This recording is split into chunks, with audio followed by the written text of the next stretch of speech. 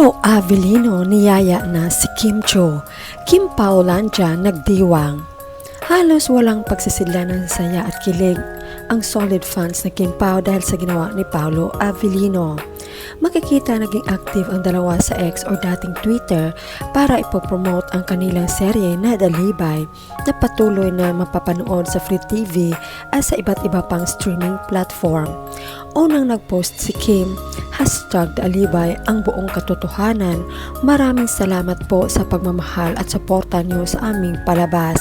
Reading all your comments and reviews every episode, salamat po talaga.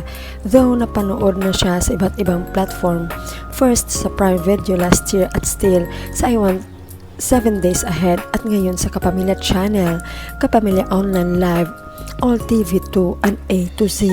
Kumbaga Dalibay is everywhere and I'm very grateful that no matter what platform nandyan po kayo para suportahan kami. Maraming salamat po. Heart is full.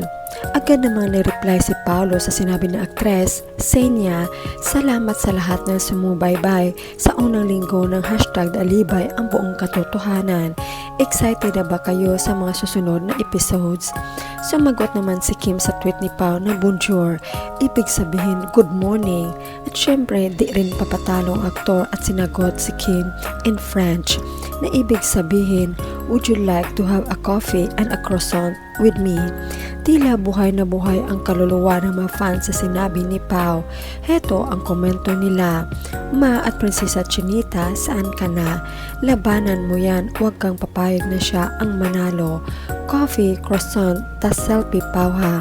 Palapag na lang. Harot ng boyfriend ni Kemi. Anong reply mo Kemi? Aw Paolo, go na. Huwag sayangin ang panahon. Life is too short. I-feel na ang city of love with lots of love. Diretso pakasal na oy. Enjoy pares. Ganyan pala kayo Pwes, nagising na ba ang all sa relasyon sa uban? Bigti na lang mo diha. Paolo ha, masyado mong pinakikilig ang Kim Paulandia niyan. Huwag masyado, baka mawala na kami ng oxygen dito. Grabe na buhay ang malungkot naming Kim Pao hearts ng halos isang buwan. We miss you Kemi and Pao 100,000,000%. Ambag ko, Charis. Diyos ko, Kapaulo, sapul na naman ang target market. At Prinsesa Chinita, hi kayo ha.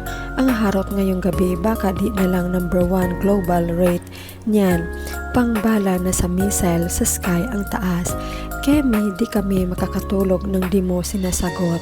Ano, magkape at croissant daw ba kayo? Sige na, huwag kami nasa alibay na tayo pero hanggang ngayon, nilinlang niyo pa kami, din kami. Magkasama kayo, hindi nyo kami malilinlang. Sige lang, magpakasaya muna kayo dyan sa France.